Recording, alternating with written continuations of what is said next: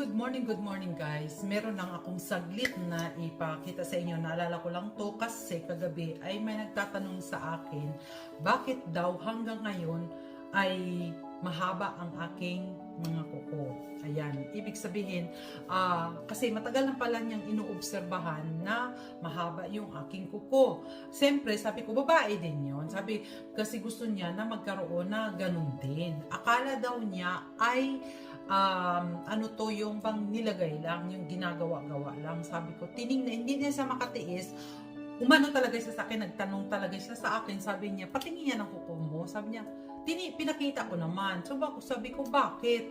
Sabi ng ganun, ay akala ko, ginawa lang, yung bang plastic, yung may nilalagay ba na extension. Sabi ko, hindi ano to, original to. Sabi ko, ganun, akin talaga kakutong ko. So, naisipan ko ngayong umaga at tinuro ko na rin sa kanya kagabi kung papaano ko na bakit nagstay siya na mahaba ang kuko. Kasi mostly talaga sa ating mga babae, mostly ay gusto na mahaba ng kuko. Yung iba gusto mahaba ng kuko, hindi naman kaya dahil nga napuputol at nasisira agad. So, tinuruan ko sa kagabi kung papaano kasi nagpapagawa daw siya dati na para lang umaba. German girl din yon. So, sabi kong ganon, ay hindi mo ba alam yung tungkol sa bawang? At bawang lang muna ang sinabi ko sa kanya.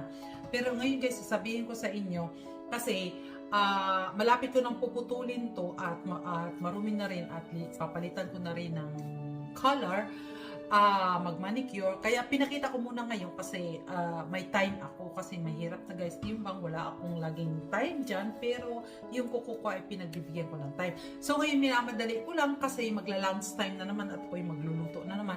At sinabi kong puputulin na dahil malapit ang summer dito sa amin. Pag summer, marami akong gawain sa garden. Anyway, kahit hindi naman putulin, kahit na may garden kami, o kahit nga ngayon, kahit sa boxing, sa gloves, ay hindi pa rin napuputol kasi nga, ibibigyan ko kayo ng tip. Pero, puputulin talaga yan pag gusto kong pamadalian na ng trabaho dahil nga, syempre, pag summer, marami akong gagawain sa garden at sa bahay at kung ano-ano pa man. So, minamadali ko lang ito guys kasi nga, mag-lunch na at magluluto ako ng lunch. At, inano ko nga at nakita ko nga to. Ayan, alam nyo na to guys kung ano. So, ayan, bawang yan guys. Kaya, sabi ko, magmamadali ako lang ng paggawa nito ngayon dahil nga magluluto. At inuna ko muna to guys na ipakita sa inyo. Kasi nga, wala na naman akong time at mailuto ko na rin to. So, ang inaano ko lang kasi guys, marami na nakakaalam dyan sa atin, sa Pilipinas, about this garlic, how to use this garlic in our nail. But here, they doesn't know yet. So, stop ko na, daan, may dadaan kasi yung asawa ko nandito na magla-lunch na yan siya, So, ang inaano ko kasi guys, pasensya na, kaya nga magla-lunch sabi ko sa inyo malapit na ang pagluluto ko dumating na siya, magla-lunch na. Galing siya guys sa aming garden. Ayan. Marami talaga kaming gawain sa aming garden. So, para sa madalian, kanina pa ako nagsasabing pamadalian, ay ito guys ang ginagamit natin, di ba? To those who doesn't know this about garlic, ayan, mag-English na ako, pero sinishare ko lang talaga to sa atin lang yung hindi pa nakakaalam. Pero yung sa kakilala ko, sa kaibigan ko about garlic, ay ginshare ko na sa kanya kagabi, sinabi ko na talaga sa kanya kung anong gagawin niya para sa kanyang kuko. So, dito naman sa atin, sa hindi pa alam, ang ginagawa ko talaga ay ito. Ayan, yung, alam niyo na siguro to. Kumukuha ako niya ng isa, ayan, yung isa na yan, yung isang garlic, ay sapat na yan sa lahat ng kuko. At ginaganon ko yan siya guys, kinukurot-kurot ko yan, ayan. At hindi lang sa kinukurot-kurot ko yan guys. Ayan. Kinukurot ko na, di ba? Pinapasok yung kuko doon sa loob. Ayan. Pero hindi nyo nalulutuin to ha. Yung nagamit nyo na dito sa kuko nyo, huwag nyo nang iluto. Huwag nyo na isama sa luto. Anyway, hindi nyo na yan masasama sa iluto nyo dahil nga ay mapupudpud na yan. O, ayan. Para guys, yung ano, yung magiging matibay ang kuko. Magiging matibay ang kuko. So, lahat yan, binibigyan talaga natin ng time yan, sa ano yan, ayan, ginaganon-ganon lang naman, tinutusok-tusok. At at the same time, habang tinutusok-tusok niya dyan, nalilinis yung ating kuko. And of course, sa bakterya, sa mga bakterya sa kuko, ay matatanggal din. O, di ba? Matatanggal din ang bakterya. Syempre, kuko yan eh. At saka, sa mga nasisira ang kuko, yung nagkakaroon sila sa loob ng ipagsabi na lang natin ng sakit. Wala kasi sa plano to eh. Magkaroon siya ng kung ano yung dyan sa loob na masisira, ay malilinis niyan at ma-repair niya yan. So, ayan, kaya pinapakita ko na kaagad at mamadaliin ko. Lahat yan guys, kukurot-kurotin niyo yan hanggat matapos yan. Ayan, ganun ang ginagawa ko. Basta mamadali ako guys kasi magluluto. Ayan, hanggat mauubos yan. Ay, nahulog na. Oh. Ayan na guys, nahulog na siya. So, ayan guys, yung sinasabi ko. At then, before nyong hugasan ang inyong mga kamay, ay gamitan nyo ng Vaseline. Garlic and Vaseline ang kailangan ng ating kuko to stay longer and stay craftful. Ano ba yung craftful? Ano ba yung na matigas? Na masarap talaga pag matigas. Hindi, para hindi maagad mababali-bali. Diba? Para hindi siya mabali ng kung anong gagawin nyo. Yan ang ginagawa ko. Nagpahaba lang ako guys ng kuko kasi winter. Winter man, marami pa rin akong trabaho, pero syempre, ang summer talaga ay meron din ako time na nagpapahaba. Kasi yung kuko ko guys, mahaba yan. After 2 weeks, mahaba na naman uli.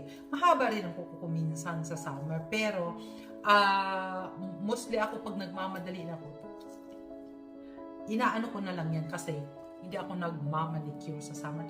Manicure pa din pag may time. O diba? Pag may time. So, after nyo guys, na nilagyan nyo na ng eto, huwag nyo munang hugasan ang kamay nyo. Inaano ko talaga hanggat maubos to guys. Isa lang naman. Mura lang naman yun, di ba? Isang hanggat maubos yan, pinagbigyan ko lang talaga ng time. Hanggat inaano ko yan, ang isusunod ko na dyan ay itong Vaseline. Ayan. Ayan ang Vaseline.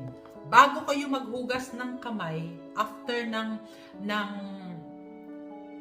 paglagay ng bawang or garlic sa inyong mga ay i-ano nyo yan guys. Ayan. Ayan. I-anuhan nyo yun ng Vaseline. Para rin, at higit sa lahat, maganda rin ang Vaseline. Gumanda na Hindi ko pa nga nairab. Gumanda na yung yung aking color ng kamay.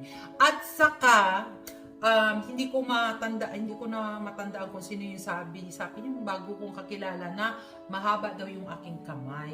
O, diba? Mahaba naman talaga ang aking mga daliri. Ewan ko kung anong ibig niya sabihin, daliri or nails. Hindi ko alam. Pero, pareho na rin yun. O, diba? Mahaba talaga ang aking kamay at malalaki. Dahil, guys, work harder. Yeah. Sabay ganun. Hindi, lumalaki lang talaga to guys dahil labandera ako dati sa buong pamilya. Sabay ganon. Totoo naman di ba? Maglalaba tayo noon ay kamay-kamay lang. Ngayon lang naman yung washing machine. Kahit na nga meron tayong washing machine, gusto pa rin yung kukut-kutin. Lalo ng mama ko noon, kahit nagkaroon kami ng washing machine, kukut-kutin pa, kukuskusin pa talaga niyan dahil hindi siya satisfied ko, no? Ayan. At saka yung hindi dapat sa washing machine ay nilalabhan pa rin natin sa kamay. So, madaliin na natin guys para madali tayo. At itong nails natin guys, kung paano natin i-massage, ipapakita ko rin sa inyo kung paano mag-massage. Ayan guys, i-massage, i-rub natin yan guys, i-rub natin yan. Ayan, i-rub natin yung ating nails para naman to stay, may ano pa siya, may bawang pa dun sa loob. To stay younger looking, younger pa nga ba. Oy guys, tandaan nyo, malapit na ako mag 60 ha. Huwag nyo nang pansinin ang mukha ko dyan. Ang inaano ko lang dyan ay may i-share ko din sa inyo kung anong ginagawa ko yan, nirarap ko yan. At ito naman, ayan, kung papaano ko minamassage ang aking mga daliri. O yan pa yung bawang. O. Ayan. Stay mo lang muna dyan yung bawang. Saka mo na yan kung matatanggal din yan mamaya pag maghuhugas kayo.